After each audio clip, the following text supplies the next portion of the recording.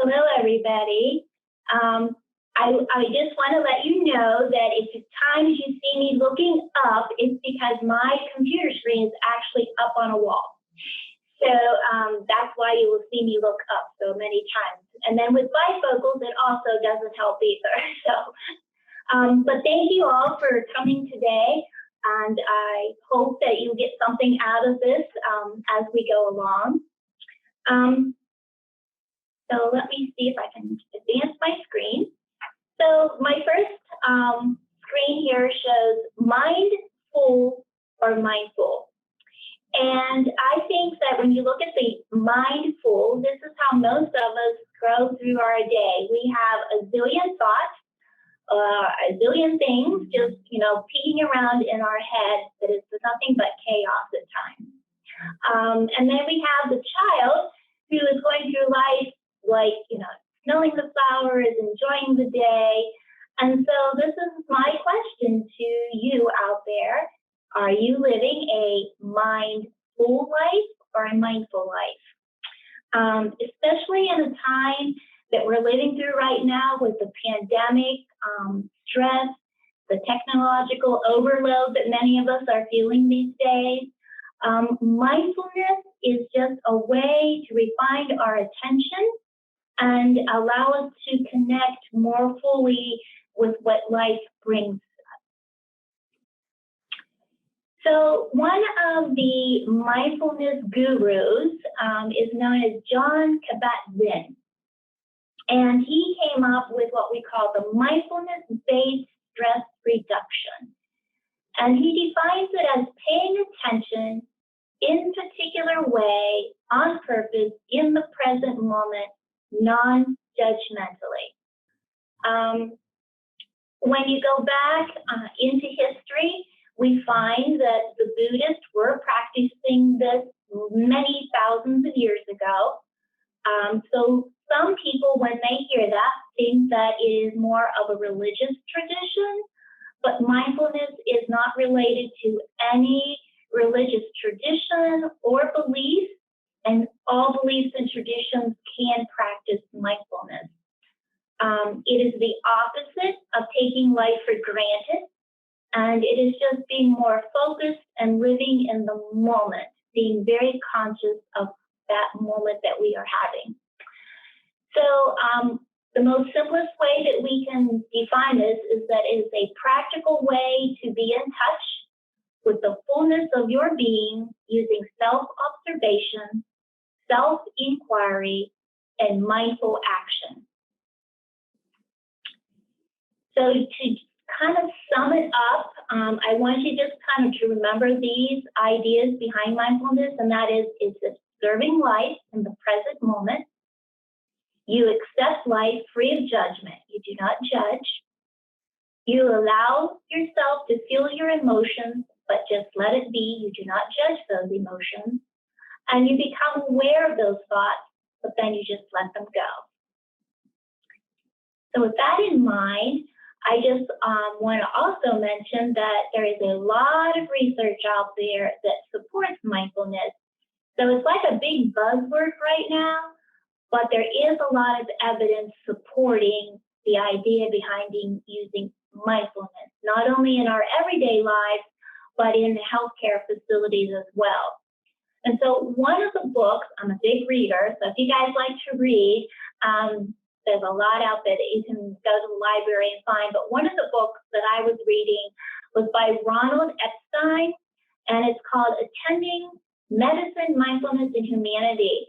And it's basically his journey as a physician and how he has brought mindfulness into his practice and trying to get it into the practice of medical school so that physicians practice more mindfully. And then in the nursing journals, there's a lot, again, of articles out there. And I put one of the most recent ones up there called Mindfulness-Based Stress Reduction for Healthcare Staff. Because the healthcare staff right now with the pandemic, they are going through a lot of stress, and mindfulness is just a way to help them be more resilient and to help them through that stressful situation. My other example there for a resource is Flint, Michigan, and that is, what's it been now, maybe 10 years or so ago, when they had their water crisis and they found all the lead. It was affecting their children and the adults up there. And so an organization came in and started to teach the children mindfulness and helping them to improve their test scores and their ability to stay focused when they're in school. So that's kind of an ongoing observation that's being done by this group, but it is part of the research.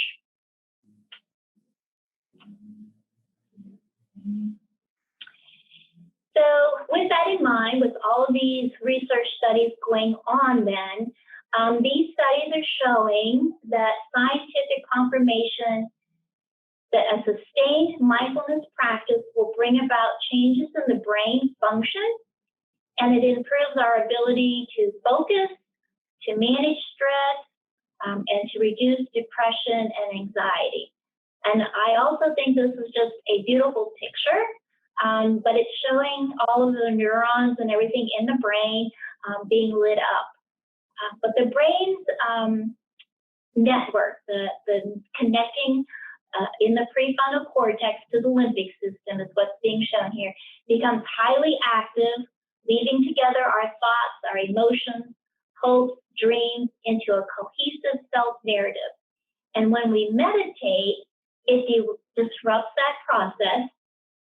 It trains us to notice when our mind wanders and brings it back into focus. So by repeatedly doing this, we are strengthening that connection between the prefrontal cortex and our default mode, and that helps quiet down the mind and allows us to be more in connection with ourselves. So where all could we use mindfulness? We can use it for smoking cessation, for dietary behaviors, chronic diseases, hypertension, type 2 diabetes, clinical depression, chronic acute pain, stress, sleep, self-care, and AIDS. And 5 reasons that you should practice mindfulness is to understand pain. So if any of you have that chronic or acute pain, mindfulness is a way to handle it. It lowers stress. It connects us better, like I said, with ourselves. It improves that focus and reduces brain chatter. So from some readings that I've been doing, in around 2018, healthcare facilities had to start looking for other ways to manage chronic and acute pain because of the opioid crisis. And one of the recommendations was to use mindfulness practice. And then, of course, there are other integrated therapies that they're looking at and how they may also help in that. So mindfulness meditation just asks us to suspend our judgment and unleash our natural curiosity about the workings of our mind. It is not a fixed destination. So mindfulness is really an art of exploring. It's a journey. And when we meditate, we inject far-reaching and long-lasting benefits into our lives. But the big bonus is you don't have to buy a membership and you don't have to spend money on any extra gear. So that's always a bonus. So in order to do a mindful practice, these were some ideas that you might want to incorporate. But basically, you're going to start out slowly. It is not something you're going to jump into and start out, right away. And you'll notice that when we go into some of the practices that I've chosen to do here. But you do want to try to have a space that is quiet. You want to try to include some relaxation exercises. You're going to have breath awareness, and you're always going to set an intention. I would suggest probably if you can get it for a minute, That's great. And then from a minute, you just keep working up. And you can do it at any time of the day. You can do it morning, you can do it afternoon, you can do it in the evening. Just whenever you feel like you need to take that moment to yourself.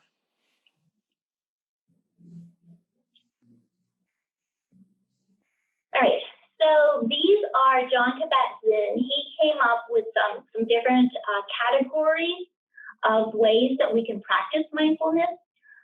He has a body scan technique, a walking meditation, sitting meditation, and then mindful movement. So those were his 4 categories. And we're going to go into each one of those categories a little bit more as we go. And then some other categories that have come up are creative expression, nature, movement, and nourishment. So what do those all look like? So remember I said how we have to have our consciousness with the breath. So mindfulness is breathing in and breathing out, and it is our anchor. So when we go through these practices, always come back to your breath. It is what is going to connect us. It is what is going to keep us in balance. So remember the breath. It is always with us. It is our anchor. All right, so the first category, nourishment, is mindful eating. Not sure if any of you have heard of mindful eating, but it is a way to help people that are having problems losing weight, to put more focus on what they are eating, and it helps them to slow down, and they have found that it is a way to substantiate weight loss. But basically, when you sit down to your plate of food, you want to pause, you want to be grateful, you want to focus on the texture of the food, you want to look at the color, the aroma, the taste of it. So instead of sitting down to that plate of food and focusing on the television or the computer or talking on the phone, you're actually going to focus on what you eat.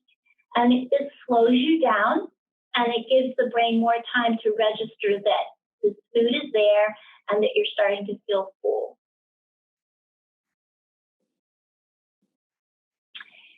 So the other category, nature meditation or walking meditation, I don't know how many of you are aware, but in Stark County, there is a mindfulness walk at one of the parks where it is all laid out to help you focus as you go to different stations on this walk.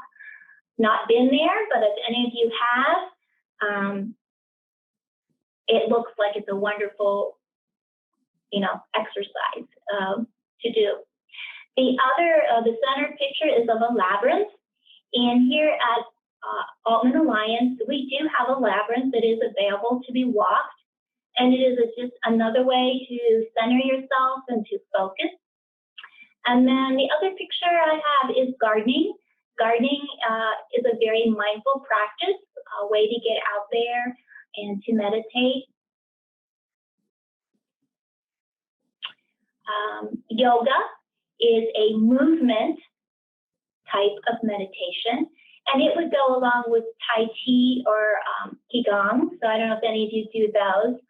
I personally enjoy yoga, so that's why I put some different ideas up here for the yoga.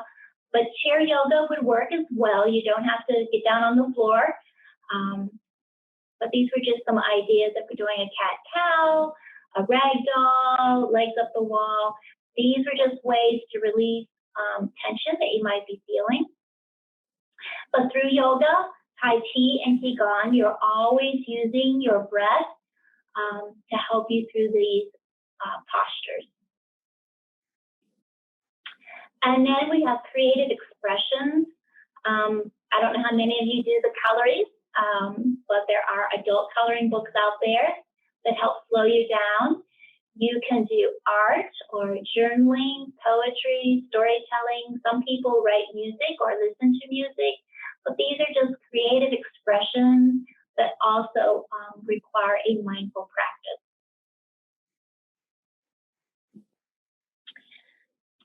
So the breathing practices, I put up here 2 of them. And if you would like to practice this as we do it, I encourage you to try it. But the first one is Savitra Pranayama. It's a breathing rhythm. And the rhythm that I have up here is 2-1-2-1. You could do 4-2-4-2, or you can do 4 square, which is 4-4-4.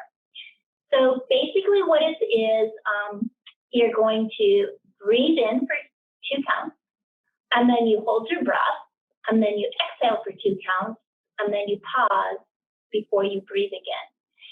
So if you want to sit up nice and straight in your chairs, and you put your hands on your lap or on the table, wherever you're comfortable, and just, I'll count it out loud for you, but we'll do the 2-1, and you can try it out. So inhale, 2, hold, 2, exhale, 2, pause, inhale, 2, pause, or hold, exhale, 2, pause. And you would just keep repeating that over and over. So I like the 4 square because it's a little more challenging to get that deeper breath in. So if you would like to try the 4 square, let's do the 4 square. We're going to inhale, 2, 3, 4, hold, 2, 3, 4, exhale, 2, 3, 4, pause, 2, 3, 4, inhale, 2, 3, 4, hold, 2, 3, 4, exhale, 2, 3, 4, pause, 2, 3, 4. And just continue that for another couple seconds here.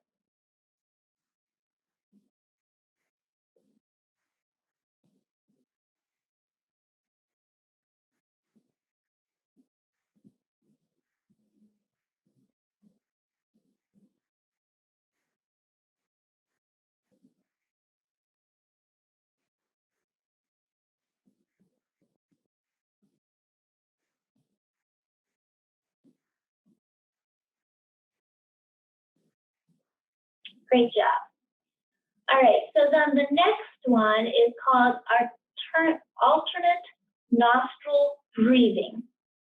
And so if you take your hand and the thumb will go to the right side of your nostril, and your little ring finger, pointy finger here, the pointy finger, is going to go on your left side. So you're going to take a nice big inhale.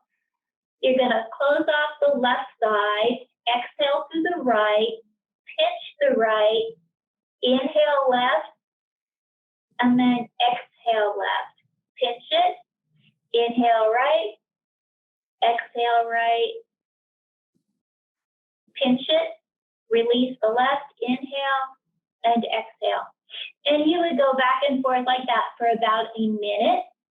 And that particular type of breathing is just one that will either help relax you, it will either focus you more, but it has a lot of good benefits to trying that one.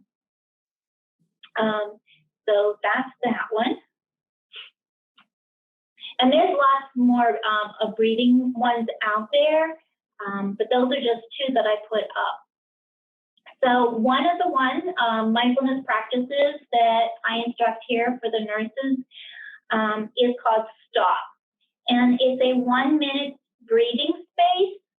And S stands for stop, T says take a breath, O is open, observe, and P is proceed with new possibilities. And the reason I like this one is because it's very short. It's something that can be done walking down the hallway. It can be done washing your hands. It can be done in a grocery store. It can be done just about anywhere, and nobody would really know that you were doing a mindful breathing exercise at that point in time. But when you stop, you're just you're stopping whatever it is that you're doing, and you're just kind of bringing yourself into that moment, maybe asking yourself, how do I feel? What are the physical sensations that I have? Am I feeling tight in my shoulders, or do I have butterflies in my stomach? And then the T is to take that breath, to start taking in some deep inhales and exhales. O is the observation of what is happening around you. Maybe what is your posture, your facial expressions, what do you smell? And then finally, the P is, at that point, now you can proceed with whatever you were doing, and maybe you would look at something a little bit differently than what you've had before. So that's a very quick one that you can do. And then our sitting meditation. So a sitting meditation is just like it says, we're sitting in our chairs. And I have one that we're going to do, and it can vary. There's a lot of different types of sitting meditations out there. So this one particularly, we're going to use a mantra. And a mantra is where we focus on a word with our breath. If you don't want to do the mantra, that is fine. But a mantra can be a phrase or a word that you just continually to repeat as you go through the meditation. So to do this, if you want to sit up nice and straight in your chair, feet on the floor, hands on your lap or heart center. And the mantra that I was going to use is let go. So you would actually say your name and then the word let go. And of course, this is in your head. When I'm doing a class, we don't want to say this out loud because it would get very chaotic with everybody chanting their name and the word let go. So we're doing this in our head with our breath, either on the in-breath or the exhale. Sometimes saying the word let go on the exhale just helps us to release whatever it is that we may be holding on to. So close your eyes or gently lower them to the ground and take a nice big inhale and then exhale. And then on the next inhale, just feel that breath coming down the back of our throat, filling up our lungs. And then slowly exhale through the nose. And on our next inhale, we'll begin to say our mantra, let go.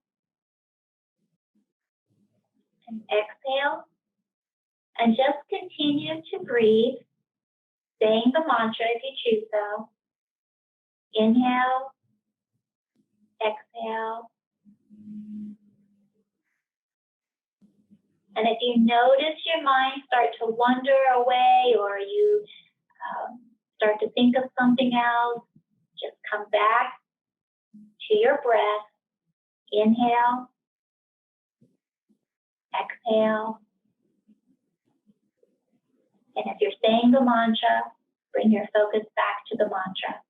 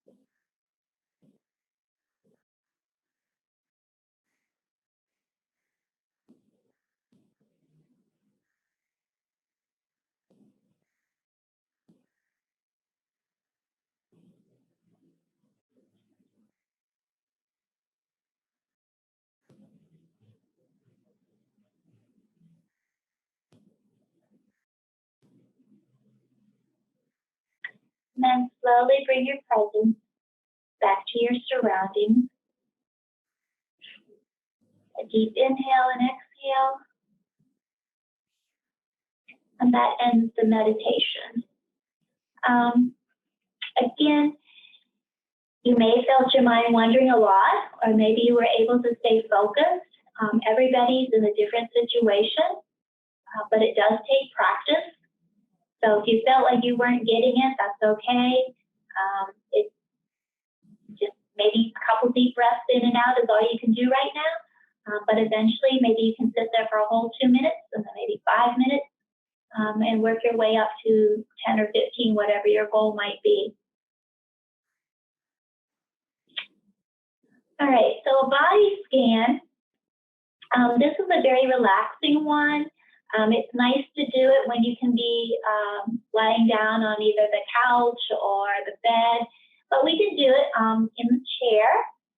Just don't fall off of the chair if you get too relaxed with me. But we're going to, again, have our feet on the floor, hands at heart center or on our lap. And when you put your hands on your lap, I was always told that if you put your hands facing down on your lap, that means you are giving to yourself. And if they're facing up, you're receiving.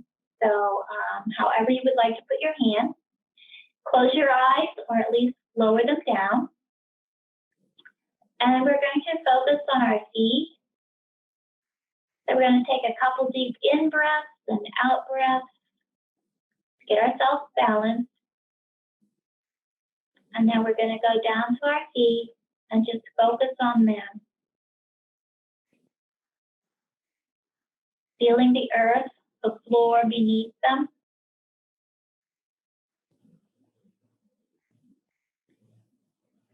Feeling the back of our leg. Maybe it's up against the chair, and you can feel that. Feeling your thighs in the chair. And just letting go of any tension that you might feel there, any hardness, just letting it kind of go.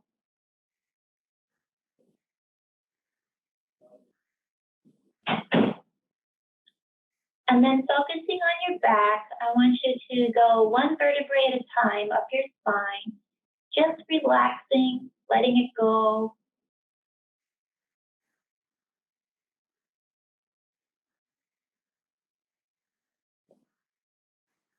Kind of melt back into the back of the chair.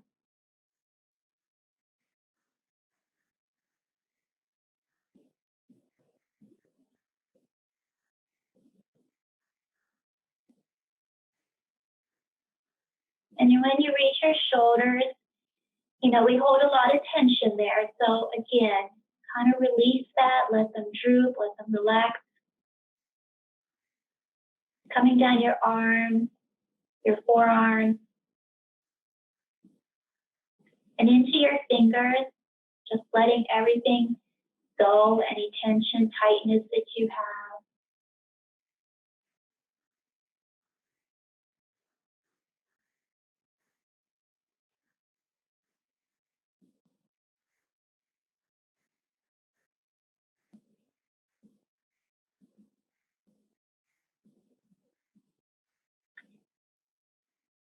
Focusing on your belly, let it be soft. Your lungs, do you feel them filling up with the air? And then slowly exhaling that air.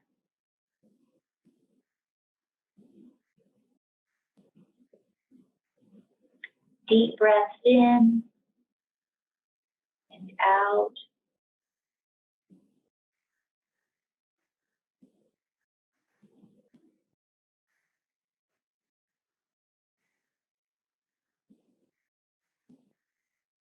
Go to the back of your neck, and up across the back of your head there, releasing any tightness around your eyes and your forehead, just relaxing it. If you're clenching your jaws, let go of that tension, let them relax.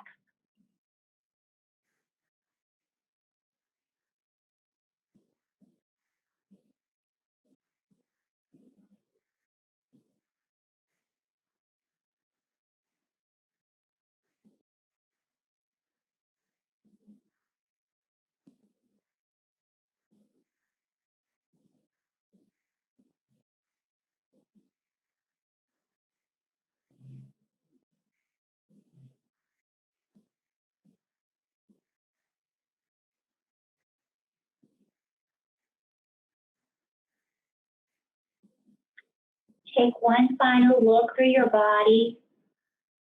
If there's some place that we missed that's still feeling tight, or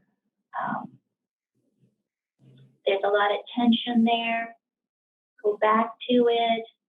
Try to relax those muscles.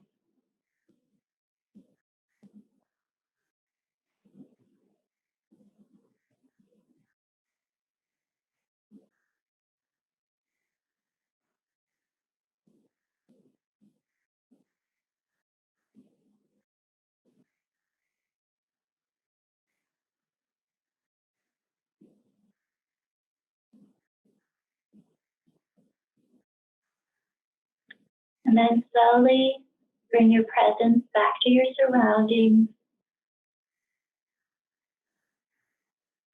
And hopefully at this point you're feeling very relaxed, more so than when you first started our presentation. So there are many paths to choose from when you do the mindful meditation. And what they all share is learning to observe your mind as it creates thoughts, both positive and negative. And what we want to do is weed out those negative thoughts while nurturing the positive. So there's a Native American proverb about two dogs that live inside of us. One is vicious, filled with hostility and anger, and the other is peaceful and sweet-natured and very helpful to his fellow creatures. So which dog will survive? Whichever one you feed. So it's your choice as to whether you lead a life that is mindful or mindful. And these are just a couple resources that if you have apps on your phone or your tablet, there are many, many apps out there that you can try. Find one that you like. There's a magazine. Like I said, there's lots of books for your resources. And I thank you for your attention and your presence today, and I wish you luck on your mindful journey.